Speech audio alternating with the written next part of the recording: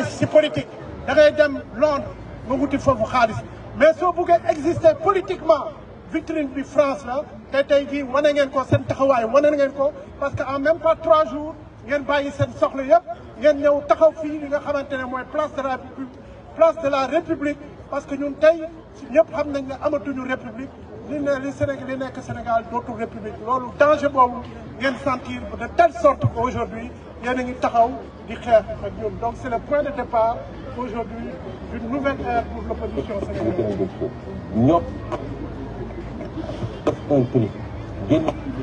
Voilà donc gars yi maa ngi leen di nuyu bu baax a baax a baax a baax.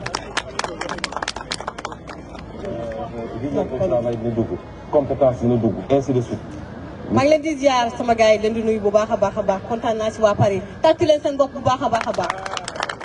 gars yi nous sommes également en live maa ngi nuyu aussi waa Sénégal di nuyu nag képp ku ñuy seetaan donc ci biir diaspora bi kontaan naa bu baax a baax di kontaan bu baax aussi ci responsable politique yi ma wër et aussi la société civile yi nekk fii également en France. sama gars yi dama bëgg aussi ngeen tàcc bu baax nos leaders politiques maa ngi remercier ñi nga xamante ne ñoo fi nekkoon l'ancien régime parce que bu ma woowee waa APR dañu ne dinañ def tout ba ñu teew. maa ngi remercier également l'ancien premier ministre Amadou Ba également man politiquement. maa ngi remercier également Bougane Gueye Dany maa ngi remercier également waa PDS tous les leaders de l'opposition au Sénégal. Pape Djibril Fall maa ngi lay remercier bu baax a baax di nuyu mon ami et mon frère Thierno Alassane Sall République des valeurs. sama gars yi ñun ku lim juum mais maa ngi leen di remercier yéen ñëpp sama gars yi ñun on est là depuis plus de 20 ans on se bat avant les réseaux sociaux parce que Sénégal moom la ñu am man politiquement te ñi fi nekk fii nii am na Sénégalais yu ñëw waxtaan ak man ne ma dañu ñëw pour le Sénégal ñun politiku ñu sama gars yi dama fi taxawal pour TFM dama fi taxawal pour également waa Sen TV man je suis une femme immigrée entrepreneur nekk dans l'audiovisuel Ousmane Sonko man du ma wax ak Diomaye man du ma wax ak Diomaye c'est un pontin man je parle avec le président le vrai président du Sénégal Ousmane Sonko dafa ñëw au pouvoir jël Sénégal jël état bu ko def xeexukaay jamono ji la presse est en train ñu ngi ci sukuraat je suis là pour ITV pour ñoom Alassane Samba Diop je suis là également pour le groupe Futur Média pour toute la presse sénégalaise et surtout également les entrepreneurs mais gis nañ Sénégal jamono ji société yaa ngi tëj entrepreneurs yi ñu ci bëri mettre la clé sur le voilà pourquoi parce que état boo xamante ne mbirum impôt gis nañ fi ay scandale en 6 mois gis nañ fi scandale ONAS gis nañ fi scandale ASER gis nañ fi également des adversaires politiques à quelques 2 mois on va dire des législatives ñu commencé nee nañu ñu ngi teg réduction des comptes gars yi jóg dafa jot na wax jeex na kon nag jërë ngeen jëf sama wax du ci bari ñun xoolal action la ñu nekk jërë ngeen jëf sama gars yi ma déglu nag suñu gars yi yéen ñëpp jërë ngeen jëf. Merci Mati. Et vive les femmes également dans tous les domaines vive les femmes également c'est un combat également pour toutes les femmes yu nekk ci dans tous les domaines réseaux sociaux et cetera et qui sont combattus également merci à tous. Merci Mati. merci beaucoup jërëjëf Mati kaddu yi am na solo donc ñu delloo kaddu gi notre frère Demba Sow pour que muy mën woo intervenant yi ñu yee ku ñu woo rek nga ñëw wax fii. Merci cher. Merci sœur Mati 3 pommes. Je ne sais pas pourquoi 3 pommes. En fait c'est un pommier. Donc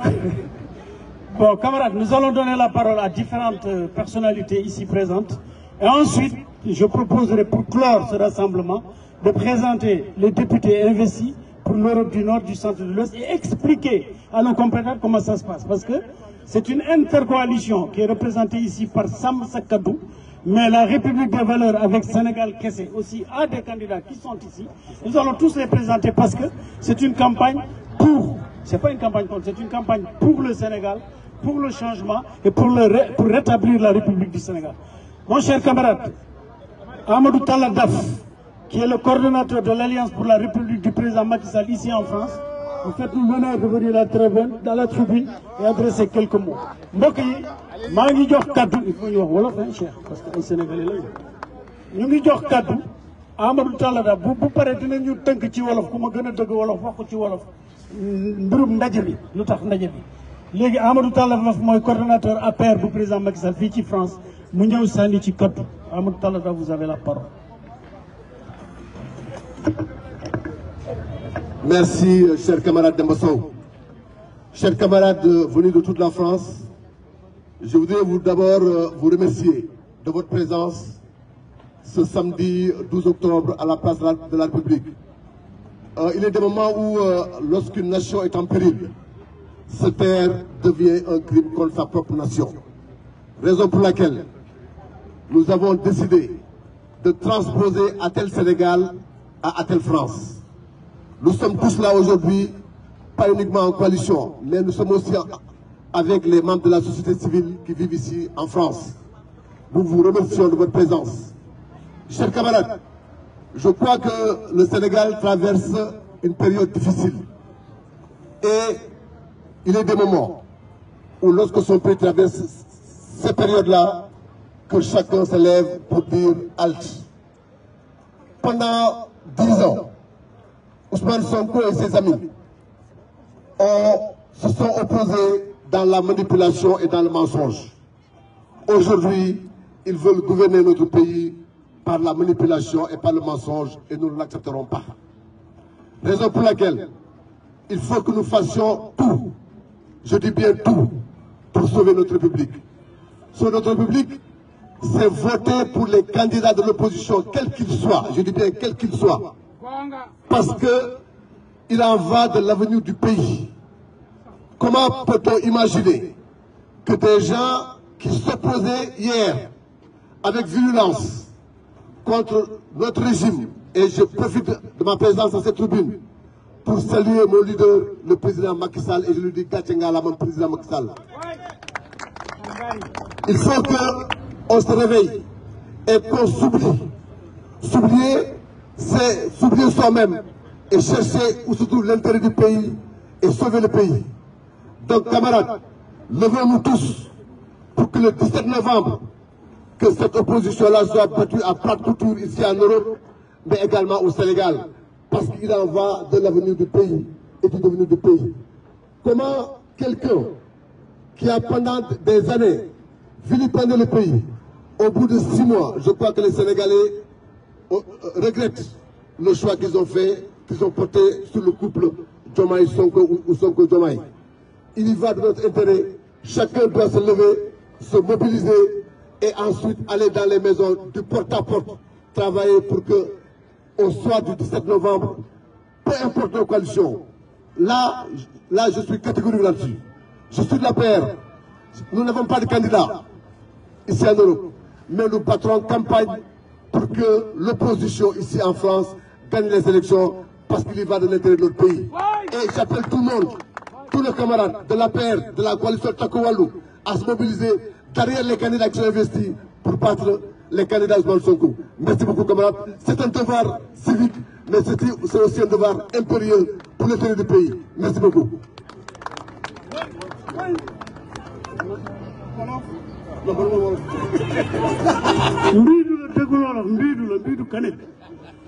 Bon, merci camarade Daf.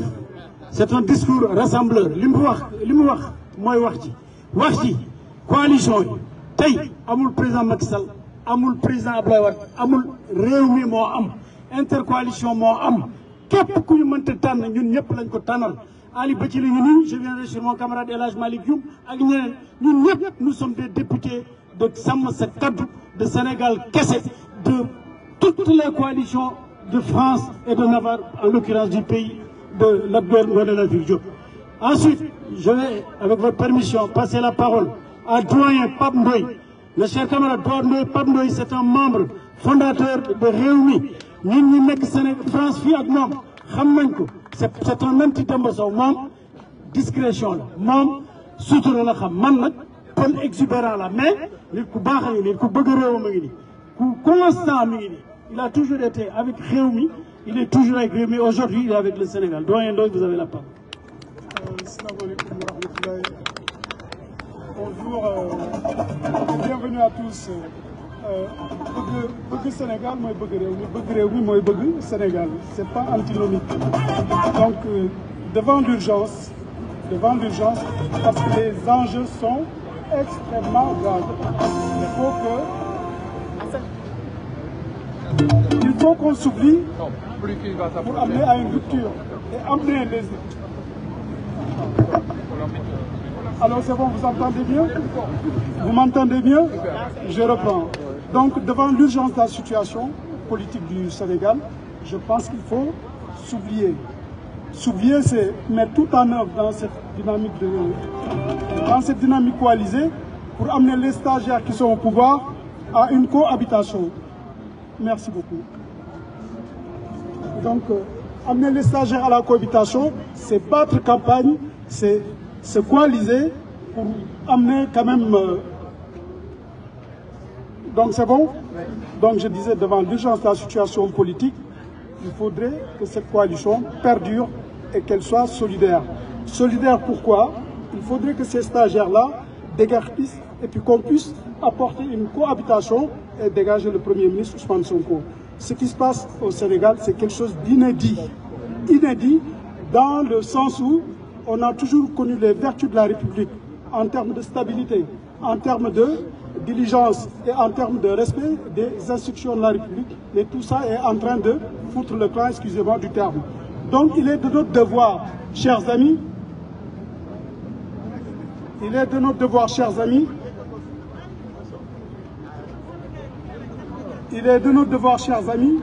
de continuer dans cette dynamique pour pouvoir apporter du sang neuf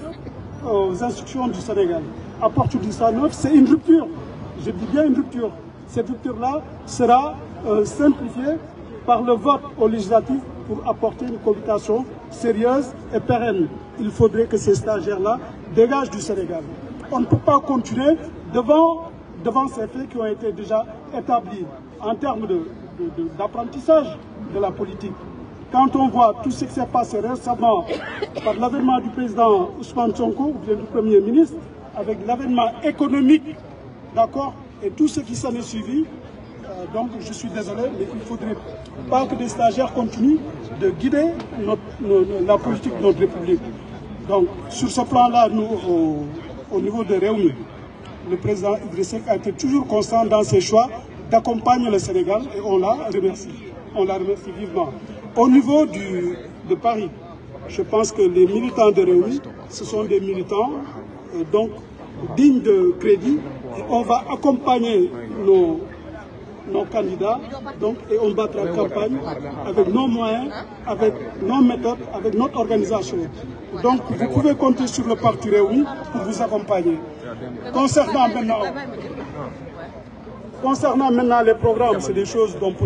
on peut discuter, d'accord? Mais je pense que le plus important se trouve à travers cette structure qui est ATEL pour accompagner donc, la démocratie sénégalaise. Et je vous souhaite vivement un bon succès et je souhaite vivement que nous puissions continuer dans cette dynamique pour accompagner le Sénégal dans ses choix politiques. Merci à tous. Je ne rentre pas dans les détails parce que tout a été dit par l'honorable député Demba Sow, par Amadou Tall Daf, mon ami, et puis je pense que le reste va suivre. Je remercie en tout cas vivement tous les Sénégalais qui sont présents pour nous accompagner dans cette dynamique. Merci à vous et à bientôt. Merci beaucoup. Merci. Merci. Nous saluons la présence de l'honorable député Ndeye Satal Diop, député sortante de la 14e législature, qui a été élu ici au titre de Rewmi en 30 juillet 2000. Hein? Non. Mais quoi, j'ai dit coalition. Dans une coalition, il y a 3 ou des autres. Wow, les sentinelles de la République. Machallah. Et puis, les gars, avant de faire une continue quand même. Merci. Sama gars yi ñu ngi leen di nuyu. Merci.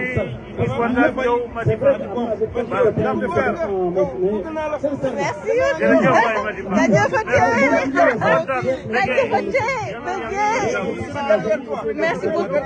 Merci beaucoup. Merci beaucoup. Merci beaucoup. Merci. Merci.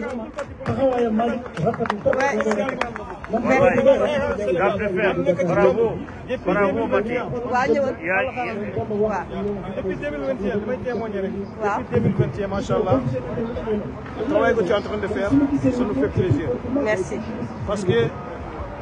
même si quand tu n'es pas politicien, ici il y a un avancement dans ton pays d'abord. Donc ton pays,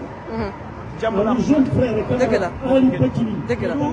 wax bi ngay wax yépp kon nag sénégalais am na yoo xamante ne waaw c'est ça dañ koy vraiment ay farle dëgg la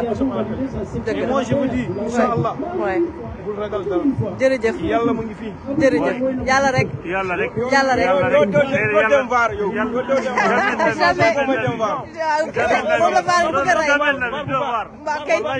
merci Yàlla beaucoup merci Amine donc gars yi ñu nekk donc en direct place à la République donc bu ci kanamee léegi nañ jël également ñeneen initiateurs yi donc li mooy banderole yi donc voilà Atel Diaspora ñu ngeen ko gisee nii donc en live ici donc à Paris gis ngeen donc voilà pour la transparence donc voilà processus électoral contre les arrestations également arbitraires pour la liberté d'expression également au Sénégal et aussi contre le bâillonnement de la presse donc waaye voilà donc ñu continuer leen di woon également donc la manifestation ici à la place de la République malgré le temps qu'il fait et tout donc ñu ngi leen di remercier bu baax a baax d'être connecté ñu continuer c'est un donc live bi voilà kontaan bu baax ci yéen sama gars yi di leen tatagal jaajëfate donc man pour ñi ma xamul man maay Ali Bathily xëy na bëri naa coow trop ci réseaux sociaux yi mais ku timide la comme ni ko Demba Sow waxee j'ai une formation politique derrière moi parce que j'ai grandi dans une famille politique mon nom de famille vous dira un peu plus donc bi ñuy créé fi APR en 2008 parce que il faut pas aussi nier l'histoire c'est ça aujourd'hui j'ai pris un autre chemin depuis plus de 5 ans mais bi ñuy créé APR en 2008 je fais appel à la mémoire de Demba Sow au foyer de Charonne j'aperçois mon grand frère Lassana Koïta en décembre 2008 j'étais là donc je faisais partie des membres fondateurs de l'APR mais la vie a fait que j'ai choisi un autre chemin parce que je ne me retrouvais plus aujourd'hui par miracle on se retrouve sur le même présidium alors là pourquoi parce que c'est le Sénégal qui nous appelle moi tant que le Sénégal appelle et que le plus urgent c'est de sauver le pays je suis là et je serai encore là donc en ma qualité de coordonnateur de la République des valeurs Réewum Ngor du président Thierno Alassane Sall que vous connaissez pour sa constance pour sa droiture pour li mu bañ ci réew mi dootuma ci dellu loolu moo tax ma choisir ànd ak moom ba jamono di dox ñu def coalition Sénégal Kessé tey Sénégal Kessé tànn ma en tant que tête de liste pour la coalition Sénégal Kessé dans notre département de l'Europe du Nord de l'Ouest et du Centre ENOC ci élection yi ñu jëm may ñaan nag opposition bi am ndam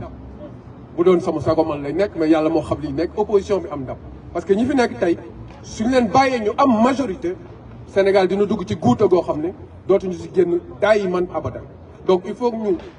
ñu mobiliser wu l'ensemble des Sénégalais qu'on soit mobilisés ñu dem porte par porte pied à pied ñu xeex ak ñoom xeex dans le bon sens du terme pas comme ñoom ni ñu ko doon defee di dugg ci ambassade yi di dugg ci consulat yi di toj ak yooyu waxuma xeex boobu de ñu xeex ak ñoom intelligemment xeex ak ñoom ak les valeurs sociétales de la République sénégalaise projet contre projet waxtaan contre waxtaan mais dans une vigueur boo xam ne les Sénégalais comprendront que ils ont été dupés pendant plus de 10 ans et là ils sont arrivés aux responsabilités ça fait un peu plus de 7 mois gisaguma benn xeer bu ñu teg pour tabax réew mi donc bu ñu leen bàyyee ñu jël majorité ça va être une catastrophe pour le pays c'est pourquoi aujourd'hui le 17 février le 17 février dernier j'y viens le 17 février dernier j'étais ici sur la même place avec Pastef à côté avec d'autres de l'opposition de l'époque à côté parce que encore une fois c'est le Sénégal qui avait appelé pourquoi parce que malheureusement c'est comme ça je le dis à mes anciens camarades le président de la République avait pris une décision que nous jugions à l'époque qui n'était pas bien pour le pays c'est de reporter les élections présidentielles donc j'étais là pourtant je n'étais pas d'accord avec eux ils savent que je suis pas d'accord avec eux sur la ligne sur la vision qu'ils veulent mettre pour remettre le Sénégal mais j'étais là parce que la République avait appelé aujourd'hui Je suis encore une fois ici, et pourtant j'ai des camarades de l'opposition avec qui je serai en face pendant cette campagne électorale. Mais mon ambition, ma conviction et mon engagement va au-delà des chapelles politiques. Parce que c'est un peuple, un but, une foi. Voilà ce qui fait que je suis là aujourd'hui, avec certains camarades de notre coalition, de notre parti, pour venir dire aux Sénégalais de la diaspora que nous serons debout tant que le Sénégal sera agressé. Et nous défendrons ce pays jusqu'à la dernière goutte de sang. Je vous remercie, chers camarades sénégalais. Merci beaucoup. Merci. Merci, honorable. Bon, en attendant que les autres candidats investis ne prennent la parole, Ali, quand le futur président de l'Assemblée nationale dira, honorable député Ali Bachi, vous avez la parole, je crois qu'il y a un petit... Voilà. Donc, avant que je ne passe le relais quand même, parce que Bougnou Boké de Nuisedo, à mon frère Cheikh Tidiane Sall, nous allons donner la parole au représentant de la nouvelle responsabilité du Premier ministre Amadou Ba. En l'occurrence, c'est une famille de Ba. Hein. Aboubakry Ba, un ami, un camarade, un frère qui est aussi toujours présent pour la bonne cause, celle du peuple sénégalais. Merci, cher ami Demba. Donc je suis Aboubakry Ba, comme on vient de le dire, coordonnateur de la nouvelle responsabilité en France. Et je profite de l'occasion de ce live pour saluer tous les Sénégalais qui sont en train de nous regarder. Je sais que la télé, la chaîne de Mati 3 Pommes est très regardée au Sénégal. Peut-être même que le président Amadou Ba est en train de regarder. Exactement. Et donc je le salue et lui présente tous mes respects. Je voudrais, à l'instar de mes amis qui viennent de parler ici, me réjouir déjà de cette rencontre, qui est une rencontre, je pense, historique. Il faudra qu'on inscrive dans les annales de l'histoire politique du Sénégal, parce que ici, dans cette place historique, une place de la République, dans laquelle beaucoup de batailles ont été menées et beaucoup de batailles ont été gagnées, je pense et je souhaite que celle-là qu'on est en train d'ouvrir, ou cette bataille qu'on est en train de commencer, on la gagnera également, Inch'Allah, avec la détermination et l'engagement de tous les Sénégalais. Je remercie notre ami Cheikh pour l'initiative de dupliquer Atel Sénégal en France. Et je salue également Mati 3 Pommes et tous ceux qui travaillent là-dedans. Donc nous, notre conviction et la raison pour laquelle nous sommes debout aujourd'hui ici avec vous, c'est que nous sommes conscients que le Sénégal est en danger. La République sénégalaise qui était un modèle de démocratie est aujourd'hui craquelée. On n'a jamais vu, depuis 1962, c'est la première fois depuis que ces amateurs sont arrivés au pouvoir, qu'on a une crise entre le pouvoir exécutif et le pouvoir législatif qui a atteint des niveaux jamais vus au Sénégal. Mais également, la République, dans ses fondements, elle est menacée. Un État de droit, c'est un État dans lequel les pouvoirs sont séparés. Ils se respectent, même s'ils collaborent entre eux. Ce qu'on voit dans le Sénégal d'aujourd'hui, c'est une confusion totale des rôles, par exemple du président de la République et du Premier ministre, mais aussi des relations que peuvent en tenir les différentes institutions. Mais au-delà de ça, ce qui est le plus dramatique, c'est la déception et j'allais dire le désespoir que cette nouvelle gouvernance aventurière, populiste a entraîné au Sénégal, parce qu'ils avaient vendu aux jeunes un projet, et malheureusement beaucoup de jeunes y ont cru, mais les jeunes, ça se comprend, c'est des gens qui vont très vite, qui ont envie de changer les choses vite, mais qui n'ont pas aussi suffisamment, j'allais dire, de recul. On s'est rendu compte aujourd'hui que ce projet qui a été vendu au Sénégal est un projet qui n'existe pas. Et ça, il n'y a rien de plus dramatique que de vendre un projet de société à un peuple. Ce peuple-là est élu sur cette base et qu'on se rende compte après que ce projet n'existe pas, c'est dramatique. Donc pour arrêter cette saignée, je ne vais pas rester longtemps sur le recul que le Sénégal a connu au plan international. On sait que la note du Sénégal a baissé à cause de cette inexpertise. Et d'autres aspects, à la limite, les positions diplomatiques du Sénégal sont en train d'être perdues partout. Donc tous ces phénomènes font qu'on doit tous se lever comme un seul homme, faire la première bataille, c'est celle du 17 novembre 2024, changer d'espace les rapports que nous avons avec ce nouveau pouvoir, installer une nouvelle majorité qui, elle, va créer une cohabitation et transformer cette trajectoire-là qu'on est en train de prendre, qui est une trajectoire malheureuse, en une trajectoire vertueuse, comme celle qu'ils ont trouvée. Ils ont trouvé un Sénégal bien géré, ils ont trouvé un Sénégal construit, ils ont trouvé un Sénégal sur la voie de l'émergence, ils sont en train de tout détruire. Et j'en appelle surtout à la jeunesse du Sénégal, pour leur dire, réveillez-vous, chers jeunes, vous avez peut-être fait un choix sur lequel vous vous êtes trompés, ça peut arriver, mais vous avez encore la chance et l'occasion de rectifier le tir. Et la première fois que vous aurez, depuis que cette gouvernance a commencé, c'est ce 17 novembre. Donc le 17 novembre, jeunes, femmes et hommes, allez tous voter pour les listes de l'opposition, bien sûr celle de Diambanguérine que je représente, mais toutes les autres. Ce qui nous intéresse aujourd'hui, c'est que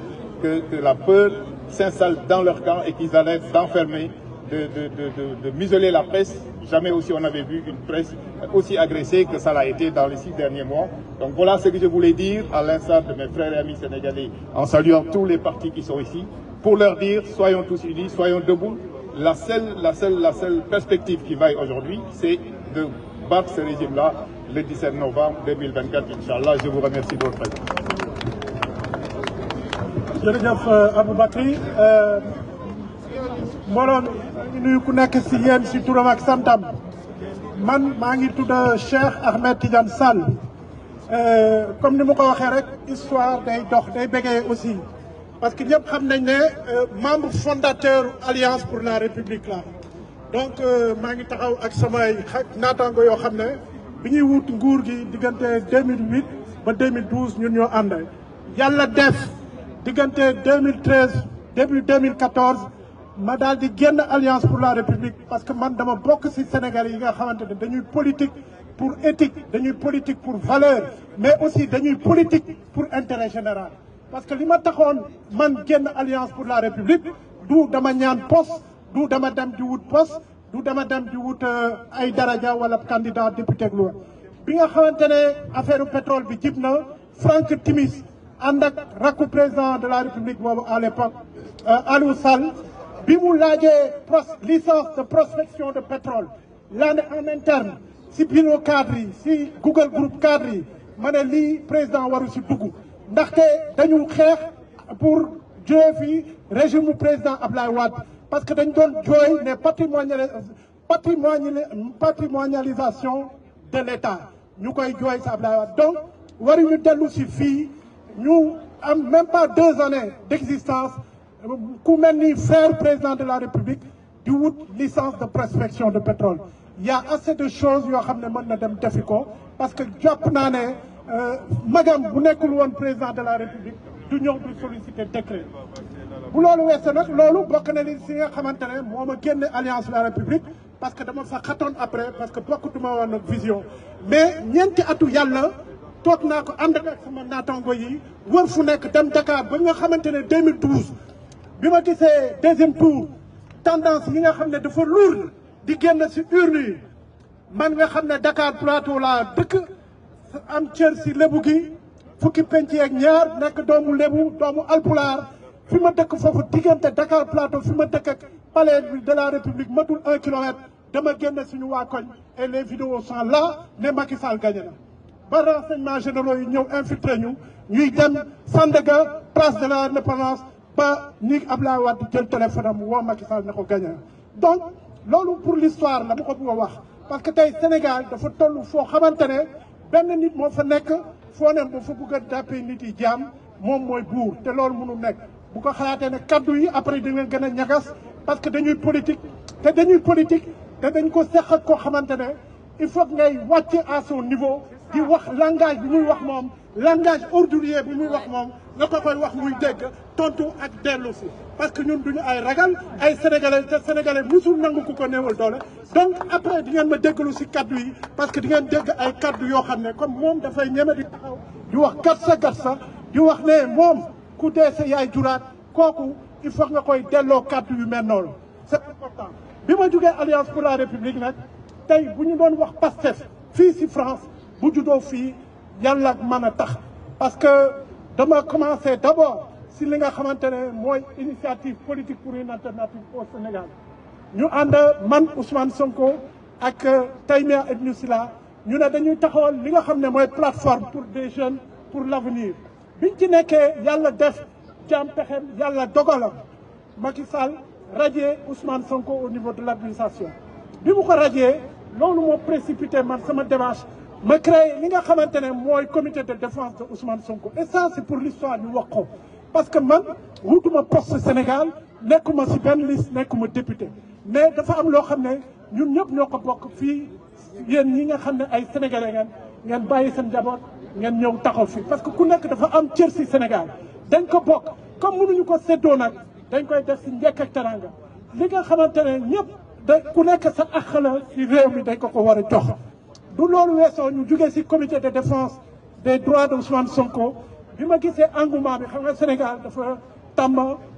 ku victimisé wu yooyu ñu jàppale la si la am idée ma ne damay lancer parti bi fii en France et dans la diaspora loolu moo indi juddu Pastef fii en France et dans la diaspora et dans beaucoup de coins du Sénégal donc li xew Sénégal man dama si am part de responsabilité bu mag a mag parce que dama liggéey samp ay banqaas yoo xam ne tey dafa mel ni gànnaay laa doon daas bu koy rendi ay Sénégalais donc looloo tax tey c'est mon devoir malgré que bokkuma si liste bokkuma si benn parti mais c'est mon devoir tey li nga xamante ne énergie bi nga xam ne da nga ko doon def pour que Pastef law am ay banqaas yu rëy tey ma def ko taxaw jàkkaarloog ñoom pour l'histoire parce que ku nekk suba ak sa bàmmeel et demain yàlla dinañu interroger tous par rapport ak actes yi nga xam ne def nañ ko donc loolu moo tax tey ma sawar nekkaat si opposition bi taxaw ànd ak sama naataangoo yi may wax ne Ousmane Sonko nag bu yaakaaree ne moom Sénégal moom moo fay buur ñun ay dak lañu day nax boppam parce que duñ ko permettre li ñu permettre yeneen président yi moom duñ ko permettre moo xamante ne tey jii nii nga xam ne réew mi ñi koy jiite mën nañu wax si ñi gën a néew xam-xam ñoo koy jiite tey réewu Sénégal muy Ousmane Sonko ak Bassirou Diomaye Faye parce que boo desee pas plus tard que démb rek boo déggee moom li muy wax si wàllu endettement muy jël Japon parce que moom dafa taxaw mu ne Sénégal am nañ endettement 15 000 milliards et que ministre bi toogoon si wetam ne endettement boobu li muy représenté mooy si bopp sénégalais bu nekk 900 000 mais su démboo mu taxaw muy jël exemple mu ne dañu bëgg a jël exemple si réew mu mel ni Japon pour modèle de développement mais ñëpp xam nañ ne Japon mooy deuxième pays au monde bi gën a endetté Japon mi ngi si 8200 milliards de dettes maanaam tey jii nii bu ñu doon xayma seen dette boobu si bopp japonais bu nekk y a presque 66 000 euros de dette maanaam c'est plus de presque quasiment plus de 50 millions de francs CFA de dette ah et donc bu ñu toogee di méngale loolu ak 900 000 alors que yow une semaine avant da nga taxaw nga génn ay chiffres bu ko wane ne Sénégal président bi fi nekkoon def na fi boru 15 000 milliards de francs CFA donc loolu vraiment ku am xel xam na ne kii li muy wax taxawul te amul xam-xam amul vision te vraiment ku taxaw kuy xaar ñii fi nekk nii pour ñu développer réew mi xam nga ne loolu du lu mën a nekk moo tax on a une responsabilité historique pour que le 17 novembre sénégalais yi delloo si seen xel parce que Ousmane Sonko non seulement c'est un danger pour lui-même mais c'est un danger pour le Sénégal parce que boo xoolee ñoom ni ñu def installé terreur 2021 ba 2024 terreur bi ñu installé Sénégal taal ay kër lakk ay kër yu jàmbur lakk ay xale si ay bus moo tax man su ma déggee ku naan ay détenus politiques mais ñi ñu doon jàpp du ñu woon ay détenus politiques ñoo xam ne dañu doon doy ay ers di ko defar ñoo xam ne dañ doon defar ay cocktail molotov ñoo xam ne dañ doon yore ay gànnaay ñooñu ñu jàpp leen nga xam ne ñooñu dañ leen jàpp ñu nekk ay criminels donc su amee ay intellectuels yoo xam ne malhonnête taxaw di wax waxu détenu politique vraiment loolu c'est une honte et tous ces intellectuels aujourd'hui sont en train de se terrer parce que on a vu aujourd'hui les agissements de ce régime si nga xamante ne tey ñu ngi jël ci ay doomu sénégalais yoo xam ne si yaama neex du leen dugal si kaso bi ku mel ni Bah Diakhaté ku mel ni commissaire Keïta ku mel ni Amath Suzanne Camara ku mel ni la brave dame Diégui Diop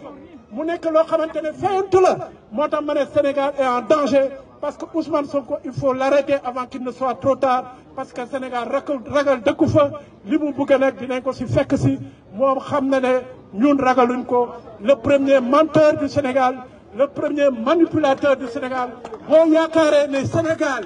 yow bi nga xam ne yow donnoo ko si baay donnoo ko si ndey mën nga ñu jàpp takk ñu bu mu jaam da ngay fen da ngay nax sa bopp man maa la ko wax Cheikh Ahmed Tidiane Sall dama la wax nag attention dafa nag parce que li lay yoot xamoo ko bu nekkee ne da nga foone yow yaa moom Sénégal ba nga xamante ne da ngay takk nit yi buum si jaam da ngay nax sa bopp donc vraiment maa ngi leen di remercier si seen taxawaay bi di leen profiter di wax ne nouvelle opposition bi démarré na tey mais dootuñu taxaw dinañ taxaw ni mu war ba nga xamante ne Ousmane Sonko génn nañ ko si bopp réew mi jërëjëf. Merci frère Cheikh mais vraiment applaudissement Sénégal yi nag mën nañu fecc ak taasu mais tàcc moom beneen problème voilà léegi merci beaucoup Cheikh. Cheikh était dans les déclinaisons quinquennaux et décennaux. Je ne sais pas si vous avez entendu ça quelque part. Voilà, donc sama gars yi donc lii la woon donc mu doon donc manifestation bi tey jii du ma def lu dul toog tuuti je suis tellement fatiguée donc gars yi kontaan naa ci li ngeen nekk di seetaan live bi nii c'est pas facile du tout ah donc jóge ci tukki enchaîné donc ñëw fii donc à Paris pour la manifestation buñ ci paree donc voilà donc il y avait quand même du monde ici tout à l'heure gars yi ñu ngi commencé nag di ñibbi ndànk-ndànk et on fera tout pour que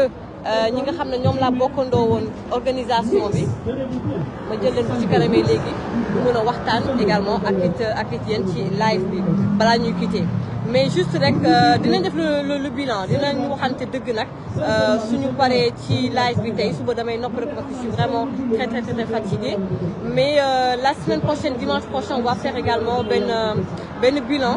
ci manifestation bi parce que ba ma wootee ak it Cheikh Tidiane Sall ñu taxawal également panel yi parti politique comme ni nga ko waxee sànq rek ba ma jëlee micro bi tous les leaders ont applaudi donc l'initiative des leaders politiques ñu yónnee ma ku ci nekk seeni représentant panel bi ñëpp voilà yi participer yi tout waaye dañu gis ne ba liste yi génnee mu am benn genre démotivation donc ñenn ñi def nañ dañu xaw a découragé donc lu dinañ ci ñëw bu soobee yàlla ak aussi sentiruma une vraie en fait des na encore pour une opposition vraiment réunie ici au niveau de la France parce que dañu bëggoon def mbir mi Italie wala Espagne ñu ne ma nañ ko njëkkee France donc man ak yéen transparence la ma sa doon man politiquement soxlawuma poste soxlawuma dara donc j'ai l'habitude de parler de manière très franche donc on fera un live inchallah boo xamante ne nii dinañu def un briefing de ce qui s'est passé tey jii au niveau de la République personnellement je suis très contente très satisfaite waa APR nag bu waa Macky Sall wax dëgg neex yàlla mobilisé nañu ñëw nañu gis naa fi aussi quelques militants wu Amadou Ba mais gisuma yeneen partis politiques yi ils étaient voilà ci groupe bi dinañ participer et tout cela mais voilà waa taxawu foog ma sànni leen xeer tuuti gisuma leen tey gisuma waa taxawu gisuma waa gëm sa bopp maa ngi nuyu Delphine elle a eu une urgence également elle est très dynamique mais seen coalition bi gisuma leen également dinaa ñëw ci yeneen partis politiques yi vraiment parce que je pense que yu mel ni buñ koy def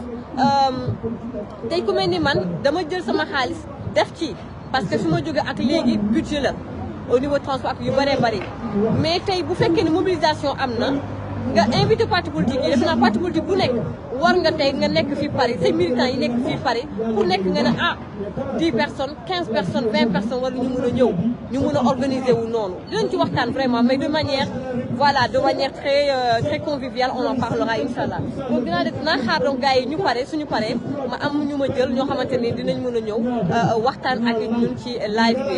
voilà donc gis naa waa Pastef ndeysaan ñi ngi dugg ci live bi di commentaire dama leen naa yërëm ndax yéen ci ay defante moom ngeen nekk ñun nekkuñ ci ay defante ci action lañ ne